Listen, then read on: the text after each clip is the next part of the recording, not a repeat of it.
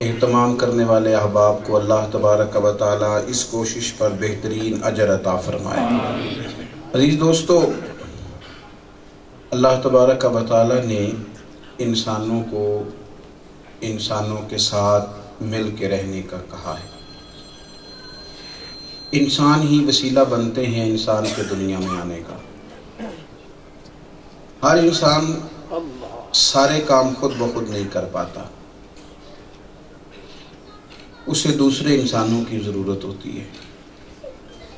کھانا اپنے ہاتھ سے وہ ضرور کھاتا ہے، لیکن نہ فصل سارے لوگ خود اگا سکتے ہیں، نہ سب لوگ سبزیاں خود سے اگا سکتے ہیں، نہ گھی اور مسالہ جات کا بندوبست خود سے کر سکتے ہیں۔ بہت سارے کام بہت سارے لوگ کرتے ہیں، لیکن سب لوگ ایک دوسرے کے ان کاموں سے نفع اٹھاتے ہیں۔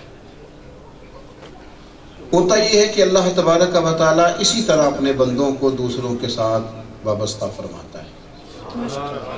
اب جس طرح ہنر سب لوگ خود سے نہیں کر سکتے، اسی طرح دین کا علم بھی سارے نہیں سیکھ سکتے، طریقت کی باریک باتیں بھی سب خود نہیں حاصل کر سکتے۔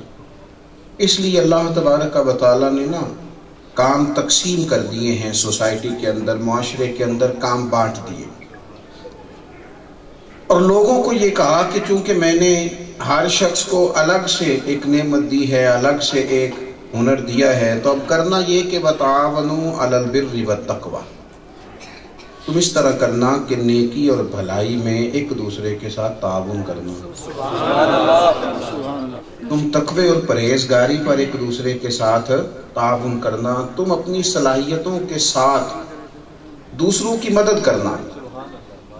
تمہیں اللہ تعالیٰ نے جو کچھ دیا ہے تم کوشش کرنا لوگ اس سے فائدہ اٹھا لیں۔ ہمارے ہاں یہ ہوتا ہے کہ اللہ تبارک و تعالیٰ لوگوں کو اپنے فضل سے کوئی نعمت دیتا ہے، کوئی منصب دیتا ہے، کوئی عہدہ دیتا ہے، لوگ اسے اپنا حق سمجھ لیتے ہیں۔ پھر وہ یہ کرتے ہیں کہ بجائے اس کے کہ اس نعمت کے سبب سے وہ خدمت کریں، وہ لوگوں کی خیر کا کام کریں، بھلائی کا کام کریں، وہ اسے یا تو اپنا ذاتی قد اونچا کرنے کے لیے استعمال کرنے لگتے ہیں، یا دنیا کی محدود اور فانی دولت جمع کرنے کے لیے۔ بڑی بہترین صلاحیت اللہ نے کسی شخص کو دی ہوتی ہے، لیکن وہ چھوٹا سا لالچ وابستہ کر لیتا ہے، چند ہزار کا، تھوڑی سی شہرت کا۔ یہ اس کے لیے ٹھیک نہیں۔ اسے تو اللہ تعالیٰ نے بہت بڑا منصب دیا ہے، بہت بڑی صلاحیت دی ہے، وہ تو بڑے کام کر سکتا ہے، لیکن وہ اسی میں الجھ جاتا ہے۔ ایک تو یہ ہے کہ ہم اٹھ کر کوئی بڑا کام کریں، لوگوں کے لیے کوئی خدمات سر انجام دیں، وہ بھی بڑی بات ہے، لیکن اگر اپنے اپنے دائرہ کار میں رہتے ہوئے اپنے اپنے منصب اور اپنی اپنی سیٹ پر بیٹھے ہوئے صرف جو ہمارے ذمے لگایا گیا ہے اسے ہم خلوص سے کرنا شروع کریں، جو ہمارے ذمے لگا ہے، اور اس میں ہم یہ ذہن بنا لیں کہ میں نے یہ کام پیسے کمانے کو نہیں کرنا، اللہ کو راضی کرنے کو کرنا، وہی کام ہے۔ لیکن پرچون والے کو بھی پتہ ہوتا ہے، کریانے والے کو بھی پتہ ہوتا ہے کہ میری گلی میں کون کون غریب ہے، اسے بھی دکان کی سیڑھیاں چڑھنے والے گاہک کے چہرے سے اندازہ ہو جاتا ہے کہ کون جیب میں پیسے ڈال کے لایا ہے اور کون آج اپنی مجبوری کا اظہار کرنے آیا۔ اسے بھی تو خبر ہے کہ وسعت والا محلے میں کون ہے اور تنگ دست کون ہے۔ تو وہ اگر یہ کہے کہ یہ معاشی انقلاب سارا حکومت ہی برپا کرے گی، میں نے کچھ نہیں کرنا، تو بھائی تو بھی تو اپنے دائرہ کار میں خدمت کر سکتا ہے نا۔ تجھے بھی تو نبی کریم علیہ السلام نے یہ فرمایا ہے کہ تو تنگ دست کو مہلت دے، جتنے پیسے تو نے اس سے لینے ہوں گے جتنے دنوں کی تو مہلت دے گا، رسول کریم فرماتے ہیں اتنے ہی پیسے روز اللہ تمہیں صدقہ کرنے کا ثواب عطا فرمائے گا۔ تو اپنے دائرہ کار میں اس کے ساتھ بھلائی کر، جہاں تو بیٹھے۔ ہمارے کچھ لوگ کیا کرتے ہیں، وہ کہتے ہیں جناب آپ مجھ سے یہ نہ کہنا، میں چونکہ کپڑے بیچتا ہوں تو مثال دے رہا ہوں، کپڑا میں بیچتا ہوں تو یہ نہ کہنا کپڑا سستا کرو، کوئی اور حکم ہو تو بتاؤ، یہ میری ڈیوٹی ہے جی، یہ نہیں، میں اس میں سے نہیں میں گنجائش کر سکتا، اور کوئی، یہ میری دکان ہے۔ تو میں کہتا ہوں اور بھلا آپ کو کیا بتائیں۔ وہ ایک فیکٹری کے آنر میرے دوست ہیں، تو انہوں نے اپنے ایک ملازم کو نکال دیا اور میرے پاس آ گیا، کہنے لگا غلطی میری ہے اور میں اس پر شرمندہ بھی ہوں، تو آپ مہربانی کریں مجھے معافی لے دیں.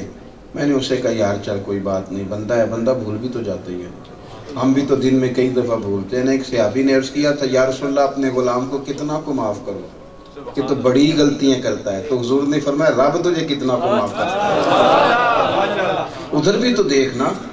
تو کہنے لگے جناب، میں نے کہا یار وہ میرے پاس آ گئے، ان کا خیال ہے کہ شاید آپ میری بات مان جائیں گے تو رکھ لیں. کہنے لگا پیر صاحب یہ کام، یہ میرا معاملہ اور طرح کا ہے، یہ نہیں میں کر سکتا، کوئی اور دسو. میں کہا جمعہ پڑھا دیا کی مسیح پہ، یہ ہنسنے کو نہیں کہہ رہا، سمجھانے کو کہہ رہا، اس طرح کرنا، یہ جمعہ آپ پڑھا دینا. کہنے لگا جی یہ تو آپ کا ہی کام ہے. تو میں نے کہا میاں تمہیں بھی تو وہی بتانا ہے نا جو تمہارا کام ہے، اسی میں تمہاری گنجائش کی رعایت کی ضرورت ہے. کسی نئے کام میں تمہاری گنجائش مثلا کیا، ہم تم سے کام لیں گے جو کر رہے ہو نا. میری بات کی سمجھ آ رہی ہے؟ میں قراء حضرات سے، آئمہ مساجد سے کہتا ہوں کہ آپ بہت بڑا انقلاب برپا کر سکتے ہیں. کچھ نہ کریں آپ، صبح ناظرہ پڑھنے تو بچے آتے ہیں کہ نہیں، اور یہی دور ان کے سیکھنے کا بھی ہے. تو آپ اس طرح کریں، ناظرہ پڑھاتے پڑھاتے جتنا سکھا سکتے ہیں سکھا دیں، یہی وہ پکا ہو جائے گا. بڑی ساری چیزیں اللہ اسے دے دے گا. بھئی آپ اپنے دائرہ کار میں کام کریں، جو آپ خدمات کر سکتے ہیں. مجھے ملک سے باہر جانا تھا تو ویزے کی لائن میں بھی ایک جگہ پہ لگا ہوا تھا. میری باری آ گئی، مجھے وہ کاؤنٹر پہ بیٹھے شخص نے کہا کہ جناب آپ کے سب کاغذات مکمل ہیں، یہ ایک کاغذ آپ کو اور لانا ہے، بس آپ لوٹ کے جائیے اپنے یونین کونسل سے یہ کاغذ بنوا کے آپ لے آئیں. میں نے کہا ٹھیک ہے. وہ کاغذات میں نے اٹھائے، میں لوٹنے لگا تو دو ایک باتوں کے بعد وہ کہنے لگے اوہ آپ فلاں صاحب ہیں. میں نے کہا جی ہاں یہی نام ہے میرا. کہنے لگے آپ پھر رکیے. میں رک گیا. انہوں نے وہیں کمپیوٹر سے کچھ کیا اور کسی کو فون کیا اور کس طرح کر کے بندوبست کیا. وہ 10-15 منٹ میں وہ معاملہ حل ہو گیا. کہنے لگے لے جناب آپ چونکہ فلاں آدمی تھے لہذا کام کر دیا، آپ جائیے. میں نے ان سے کہا کہ میں تمہارا شکر گزار ہوں لیکن مجھے کچھ زیادہ خوشی نہیں ہوئی، زیادہ نہیں میں خوش ہوا. کیوں؟ اس لیے کہ میرے پاس گاڑی تھی، اگر آپ مجھے لوٹا بھی دیتے تو میں جاتا، یہ کام کرا کے لوٹ آتا، اور میرے یونین کونسل والے بھی مجھ سے بڑا پیار کرتے ہیں، وہ فوراً کر بھی دیتے. اس کا مطلب میں یہ سمجھا ہوں کہ بہت سارے کام آپ ٹیبل پہ کر سکتے ہیں، لیکن آپ غریبوں کو بھیج دیتے ہیں کہ جاؤ واپس فلانا کاغذ بنا کے لاؤ. اگر آپ یہ والی سہولت جو آپ نے مجھے دی، حالانکہ ممکن ہے میں یہاں سے فون کرتا اور وہاں سے کو لے کے بھی آ جاتا، یہ سہولت جو آپ نے مجھے دی، کاش آپ یہ والی آسانی رب کے سارے بندوں پہ کر دیں. اور میرے محبوب نے فرمایا تو اللہ کی مخلوق پہ رحم کھا، اللہ تیرے اوپر رحمت فرمائے گا.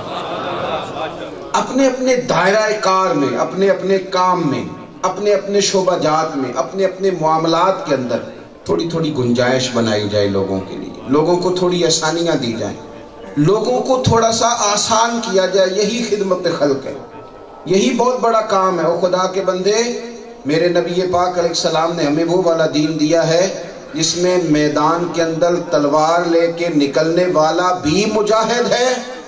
اور صحیح حدیث میں موجود ہے، حضور نے فرمایا جو بیواؤں کے لیے، یتیموں کے لیے، مسکینوں کے لیے دوڑ دھوپ کرے نا، اسے بھی اللہ میدان میں جہاد کرنے والے کے برابر ہی اجر عطا فرماتا ہے، وہ بھی مجاہد فی سبیل اللہ. تو اگر آپ کے پاس کام آ گیا ہے، آپ یقین کریں اس کام میں نا تھوڑی لوگوں کے لیے آسانیاں کریں، لوگوں کے لیے سہولیات کریں. آپ دیکھیں ہمارے ہاں بیچارہ کوئی شخص انتقال کر جاتا ہے، اس کے بچوں کو صرف کچھ ضروری کاغذات ہیں، وہ کسی سرکاری ادارے کا ملازم ہے، اس کو کاغذات ٹھیک کرنے ہیں، والد کے پینشن کے روپے لانے ہیں، وراثت کے کاغذات درج کرانے. اس قدر زیادہ آزمائش میں آ جاتے ہیں بچے، اس قدر زیادہ تکلیف میں آ جاتے ہیں.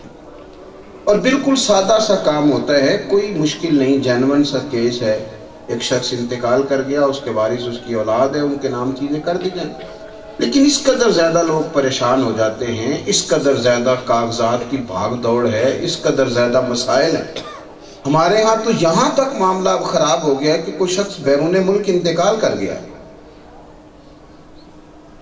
آپ اندازہ کر سکتے ہیں کہ جب کسی شخص کا انتقال ہو جائے تو حکم شرع کیا ہے. حکم یہ ہے کہ نبی پاک علیہ السلام نے چند کاموں کو جلدی کرنے کا کہا. ان میں ایک کام یہ ہے کہ کسی کا انتقال ہو جائے تو دفن کرنے میں جلدی کرو. کیوں؟ اس لیے کہ بہت سارے لوگ تکلیف میں ہیں، پریشان ہیں. ان کو جلدی تدفین کے بعد وہ لوگ کچھ تھوڑا سا تسلی میں آئیں گے، کچھ سکون میں آئیں گے. لیکن ایک شخص کا ملک سے باہر انتقال ہو گیا ہے، کاغذات کی دوڑ دھوپ ہے. لیکن جو لوگ اداروں میں بیٹھے ہوئے وہ اتنے پکے ہیں اپنے کام کے، وہ روز روٹین سے کام کر کر کے اتنے عادی ہو گئے کہ ان کے سامنے کوئی رو رہا ہے یا کوئی تڑپ رہا ہے یا کوئی آزمائش میں بات سننے کو تیار نہیں ہے. اور ہمارے ہاں ہوتا یہ ہے، یہ جو کھل واقعہ ہوا ہے، میرا تو اس پر بڑا سادہ سا اور مختصر سا تبصرہ یہ ہے کہ دوڑ دھوپ ہمیں تب ہوتی ہے خدا نخواستہ جب چند جانیں ضائع ہو جاتی. اس سے پہلے ہم کسی کام کو کرنے کو تیار نہیں. پہلے تو ہمیں کہا جاتا ہے کہ وہ جو ذمہ دار ہیں وہ تو میٹنگوں میں بیٹھے ہوئے ہیں، وہ تو تنظیم سازی کر رہے ہیں. خدا جانے کون سی وہ تنظیم سازی ہے جو انسانی زندگیوں سے زیادہ قیمتی ہوگی. میرے بھائی، احساس پیدا کریں. جو آپ کو عہدہ دیا گیا، جو ذمہ داری دی گئی، اس کا احساس آپ کوشش کریں اسی میں رہ کر آپ اللہ کے بندوں کی کیا خدمت کر سکتے ہیں، کیا ڈیوٹی کر سکتے ہیں. علماء کے پاس جو شعبہ ہے وہ دین بتانے کا ہے، ان کے پاس جو ذمہ داری ہے وہ کریں گے. مشائخ کے پاس جو شعبہ ہے وہ لوگوں کو اللہ کی یاد کرانے کا، تربیت کا ہے. اگر وہ اس سے غافل ہو جائیں گے، حضرت مفتی اعظم پاکستان سید ابو البرکات شاہ صاحب رحمۃ اللہ علیہ، حضرت فاضل بریلوی کے خلیفہ ہیں لاہور، حزب الاناف سید صاحب معروف عالم پاکستان، بوڑھے ہو گئے تھے، آخری عمر تھی. آپ کے صاحبزادے سید محمود رضوی صاحب کہتے ہیں کہ رمضان شریف میں نا سحری سے تھوڑی دیر پہلے ایک شخص نے ہمارے دروازے پہ دستک دی. میں اٹھ کے باہر آیا تو مجھ سے کہنے لگا سید صاحب ہیں، ان کو سید صاحب ہی کہا جاتا. تو میں نے کہا حضرت تو ابھی تراویح کے بعد نفل کے بعد آرام کرنے لگے ہیں، تم بات کرو. کہنے لگا نہیں، ان سے میں نے ایک مسئلہ پوچھنا تھا. فرماتے ہیں وہ شور کی آواز سنی تو سید صاحب بھی اٹھ کے تشریف لے. میاں کیسے آئے؟ وہ کہنے لگا حضرت ایک مسئلہ پوچھنا تھا کہ اگر کوئی شخص رمضان المبارک کے اندر فرض جماعت کے ساتھ نہ پڑھ سکے تو وتر پڑھ سکتا ہے؟ حضرت نے فرمایا نہ پڑھنا ہی بہتر ہے. وہ شخص، حضرت نے مسئلہ بتایا، اس نے شکریہ کیا، سب اندر تشریف لے آئے. تو سید صاحب فرماتے مجھے بڑا غصہ آیا. میں تو سمجھا تھا شاید رات کو کوئی خاص مسئلہ ہے، کوئی خدا نخواستہ طلاق دے بیٹھا ہے جو اس وقت آیا. یہ تو سادی سی بات تھی، دن میں بھی پوچھی جا سکتی تھی. اس کے لیے اتنی رات کو اور اس انداز میں؟ کہتے میں نے اس شخص سے کہا، میں نے کہا خدا کے بندے بوڑھے آدمی ہیں، ابھی 20 تراویح پڑھی، پھر 8 نفل پڑھے، قرآن مجید سنا، اور ابھی سحری کا وقت ہو جائے گا. اول تو انہیں نیند ہی نہیں آتی، اور اگر آ گئی تو تم نے جگا دیا. یہ کیا اس میں مشکل تھی؟ اس وقت فجر میں نہیں پوچھ سکتے تھے؟ کہتے میں نے ڈانٹ دیا. ابھی میں وہیں تھا کہ سید صاحب میرے والد صاحب مفتی اعظم پاکستان واپس تشریف لے آئے اور فرمانے لگے محمود مسئلہ میں نے بتایا، تمہیں کیا تکلیف ہے؟ تو کہتے میں نے کہا حضور میرا تو یہ خیال تھا کہ صبح پوچھ لیتے. تو سید صاحب کے لفظ دیکھیے، تاثیر دیکھیے، جذبہ دیکھیے. فرمانے لگے محمود خدا کا شکر کرو کہ دین کی بات پوچھنے آیا. کوئی آیا ہے جس نے اللہ رسول کی بات پوچھی ہے؟ خدا کا شکر ادا کرو. کوئی آیا ہے اللہ رسول کی بات پوچھی. تم ناراض ہو رہے؟ اگر اپنی اپنی جگہ پر اپنی ذمہ داریوں پر احساس کیا جائے اور اللہ کی مخلوق کو نفع پہنچانے کی کوشش کی جائے. طبرانی شریف میں میرے نبی پاک علیہ السلام کا فرمان حضرت عبداللہ بن عمر رضی اللہ تعالیٰ عنہ کی مرویات میں موجود ہے. رسول کریم صلی اللہ تعالیٰ علیہ وسلم نے فرمایا اللہ تعالیٰ کچھ بندوں پر انعامات کرتا ہے، کچھ بندوں پر اللہ تعالیٰ خاص فضل فرماتا ہے. فرمایا وہ اس لیے کہ وہ اللہ کے بندوں کی مدد کرتے رہتے ہیں، اور فرمایا جب تک وہ مدد کرتے رہتے ہیں خدا بھی انعام فرماتا رہتا ہے، اور جب وہ وہاں سے ہاتھ روک لیتے ہیں تو پھر اللہ کا فیصلہ بھی آ جاتا ہے. ہمارے اوپر بہت ساری نعمتیں شاید اس لیے ہیں، ہمیں جہاں جہاں جو جو ملا ہے شاید اس لیے ملا ہے کہ اللہ اپنے بندوں کا ہم سے فائدہ چاہتا ہے. اور اگر ہم وہ فائدہ چھوڑ دیں گے، اگر ہم وہ انداز ترک کر دیں گے تو ہو سکتا ہے جو صلاحیت اللہ نے اپنے فضل سے دی ہے خدا نہ کرے کہ وہ باقی نہ رہے،